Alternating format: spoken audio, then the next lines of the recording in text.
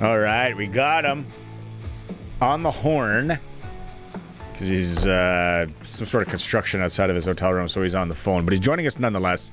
I appreciate him doing this on a game day. He's getting ready for the call in Winnipeg.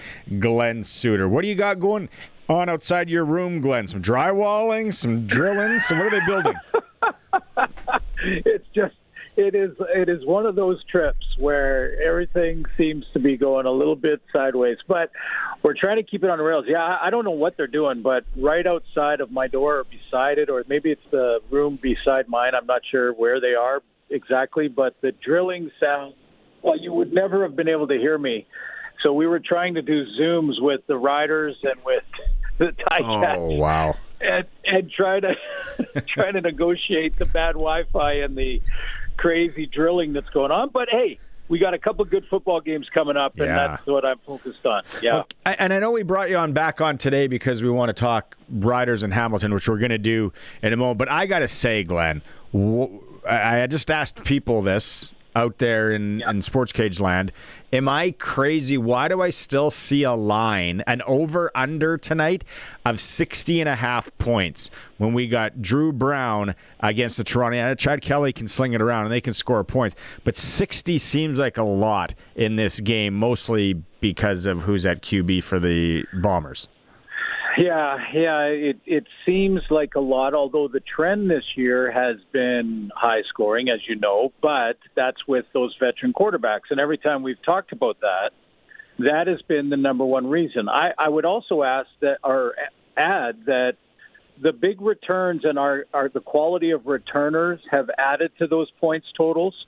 And there's two good returners going tonight in Winnipeg. There's Vavel and we've got a couple of great returners in this one. And, I look at the field position, then you add the veteran quarterbacks. Now, in Hamilton, can Jake Dolegala put 30 on the board? He's with Scott Milinovic. That's another game you're looking at to see, could that get up there in points as well? Trevor certainly can put it up. But for Chad Kelly tonight, Chad Kelly is averaging around 370 yards a game, okay, and even in the losses.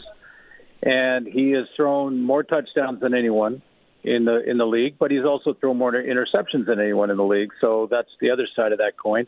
But with Chad, it's about the big play. He has made 12 of those plays down the field, 30 plays. Then you add in Janarian Grant and Tre Ford, and you got good returners, good field position. The question is, can Drew Brown find some chemistry that he used to have with guys like Nick Dembski? Because he knows Nick Dembski well. He played with them. They were teammates when he was in Winnipeg. He got 3 starts when he was in Winnipeg, won 2 of them. And in 2 of them, this might help you. This might help you in your sprinkling. Okay. In two of the Drew Brown games that he started for the Bombers. Now the receiving core is slightly different, but Dembski is the common thread there, and so is Brady Oliveira. But when you look at the two wins, he was over 300 yards passing, and he came off the bench one time that year, a couple years ago when he was with the Bombers, and threw for over 404 touchdown passes. Now, again, different OC, different receiving core slightly. There's a commonality in Nick Dembski. And I said this yesterday, but I truly believe that there's extra motivation when you are treated the way Drew has been treated. I don't mean disrespectfully. I just mean he got released. He got cut. He was told he wasn't good enough to play in Ottawa. And believe me, he wants Ryan Dinwiddie to be watching tonight, and he wants to light it up, especially with them struggling and losing another game. Okay. That makes a lot of sense. He might have just saved me some money today, by the way. So I appreciate that. Hey, let's shift to the game Sunday, because you're coming in. You're doing the game. It's going to be hot, by the way. So don't wear anything too thick, kind of thing. Yeah. It's and that obviously affects players, and then we got to watch the weather. Like tonight in Winnipeg, you got to be watching the sky as well because it's hot there. You never know what's going to roll in on the prairies when it's hot like that. But Sunday, Glenn, Jake Dolegala, first off, did you think, just with the success he's had against the Riders, did you think that we were maybe going to have Tre Ford as the starter named? Yeah, I was curious on that one, but I talked to Scott Milanovic about it, and he said, it was an interesting sort of training camp preseason, and then what we've seen so far in the regular season with Bo being the guy the whole time, and then Trey coming off the bench, and then Dolegala playing late. He said, when I've evaluated these two quarterbacks, neither one of them has sort of separated from the pack and kind of separated to a point where the coach is forced to go, well, he's clearly won the job for the number 2 spot. He said there were times when Trey looked really good and had a great practice or a great preseason game, and then there was a time when Jake looked really good and had a good preseason game, and then there was the next time when they didn't look so good. So he said it's been a little bit up and down, but he didn't really talk much about the experience level. I think Trey's they probably started similar amount of games. Trey probably a little bit more than Jake, but I think if you're looking at the system, Jake fits the system better because Bo is a drop back pocket guy. Read the defense, get it out of his hands. Jake is a drop back pocket guy. Yeah. He can move, but he is a drop back pocket guy, and Trey is completely different. So, that's why I'm not overly surprised that it's Jake.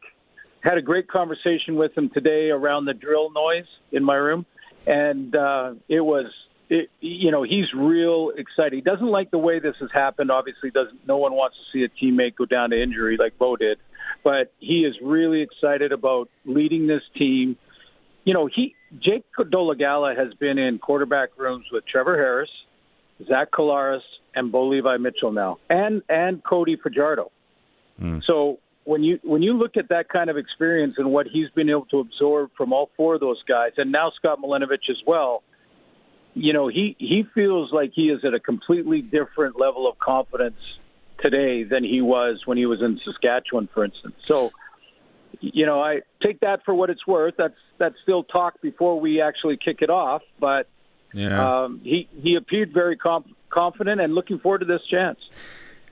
Kind of like the Riders, I feel, where they have somewhat of a plethora of receivers and good receivers. And, when Trevor has time, he's dissecting it and throwing it around the yard to whoever. Yeah, KSB's had some games. Sam Emlis has had some games. Keyshawn last week. But I feel, even though it's Jake Dolegala, it's standing at 6'7", you got Smith, Lawler, Wheatfall, Gittins Jr., Roundtree on that Hamilton team. All can catch the ball as well.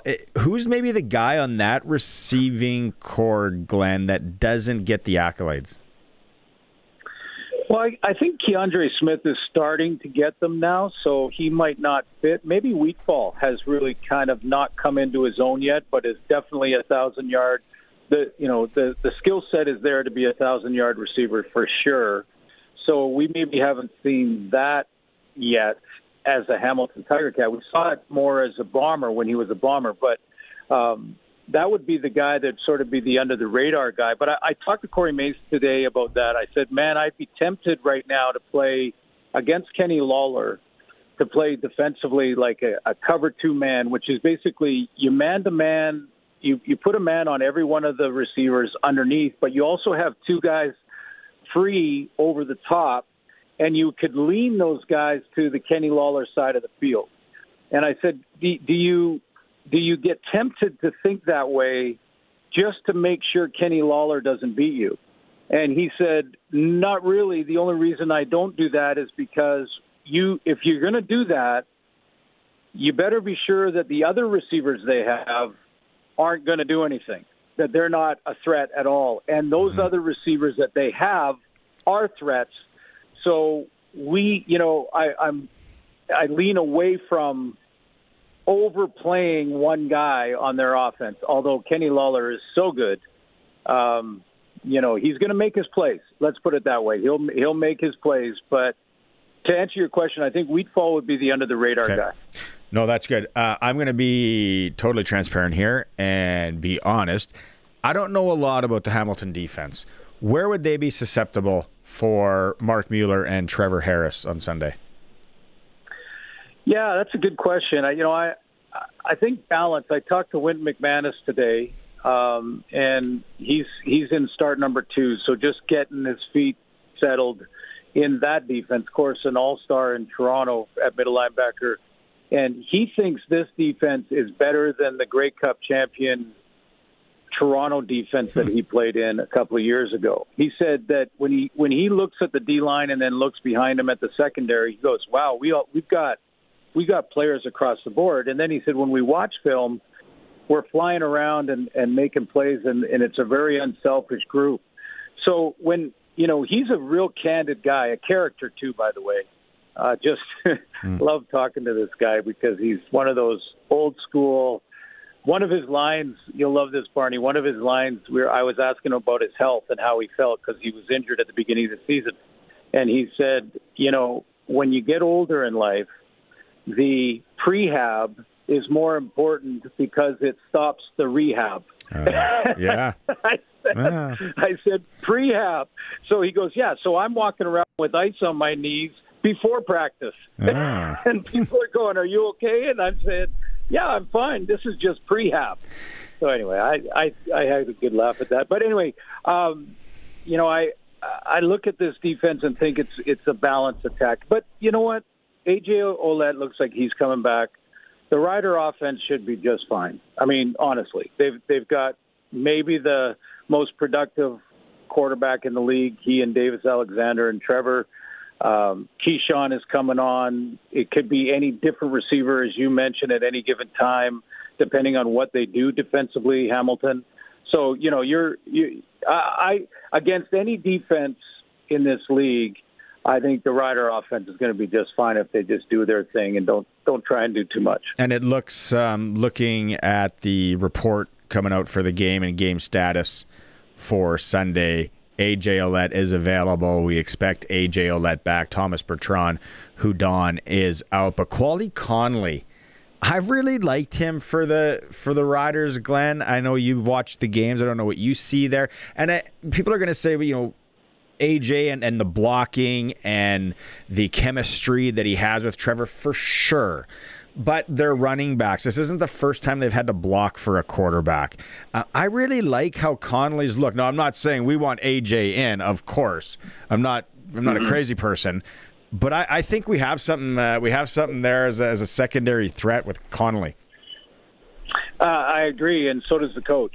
I asked him that very question, or Dustin did today, and he was real happy with Connolly. And he made a point of talking about how well he has blocked in the passing game, that he really takes pride in it, like AJ. So you're bang on. And then my next question was, is there any way you can get them both on the roster? And he said, probably not for this game, but they're maybe down the road. You never know. So I agree, and so does the coach, that Connolly has been excellent in replacing AJ. But the other aspect, let's say they're both, AJ has a little edge in experience, Conley has a little more jump because he's younger, those kind of things. They both block well, they both run the ball well. Okay, so what does AJ bring that Connolly can't? And that's just another leadership element to the sideline, to the huddle, to the locker room. It's really hard, even when you're a good leader like Wynton McManus or A.J. Ouellette, it's hard to lead when you're on the injured list, even if it's a one-game injured. Yeah, you're sort of out of the picture. You're kind of, you want to say things, but you got to stay out of the way a little bit. And when you're back in with the pads on, you're back into that role, and that's an important role for A.J. and this team. Defensively, Nelson Lacombo is ruled out. Benoit Marion is out. Roland Milligan Jr. is out for the Riders.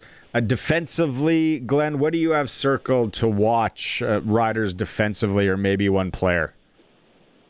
The player I've been really enjoying, and I guess I'm a little bit biased, Barney, because of the position he plays, but Jackson Ford has continued to ascend here. He keeps the arrow is up with Jackson Ford, making plays, flying around, taking control, not getting too anxious and starting to jump things and maybe get out of position when he wants to try and create a play, rather have the play come to him, be patient, and then go attack.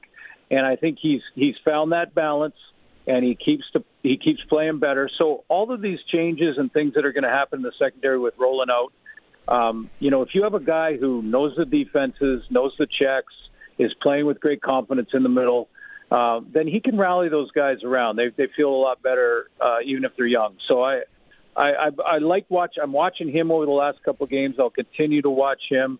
And by the way, Josh Woods turned around and said to us today that when he turns around and looks at Jackson, he just thinks, wow, this guy's a player. He's getting his nose in there. And so when your teammates are starting to say that, that's when you know you're playing well. That's the guy I'm going to kind of watch. The question for me, though, Barney, is how are they going to attack a young guy that in Dolegala that is a great opportunity, has a little experience, but do you all out blitz a guy like that, or do you try to disguise your stuff and try and fool him into throwing it where he doesn't want to throw it?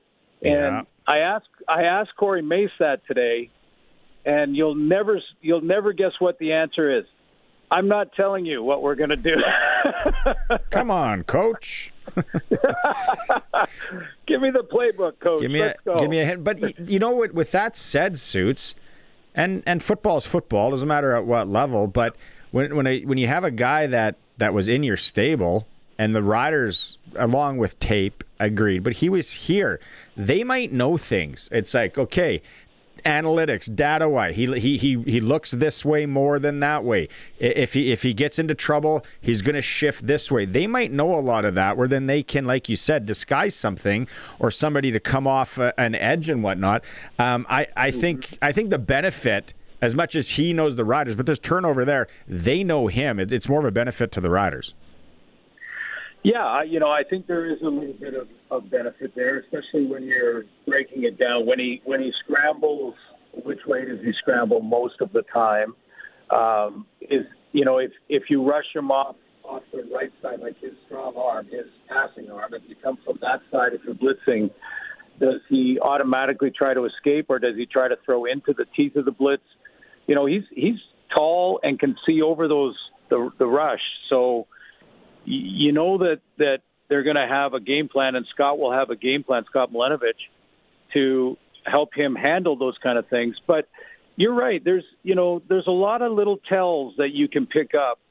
And, for my game tonight in Winnipeg, I talked to Ralph Hawley, a defensive tackle. He says, you'd be surprised how many tells there are in offensive line that you play against when you're a defensive lineman. The guy will lean one way, or he'll pick his hand slightly off the ground in his stance when it's a pass blocking situation.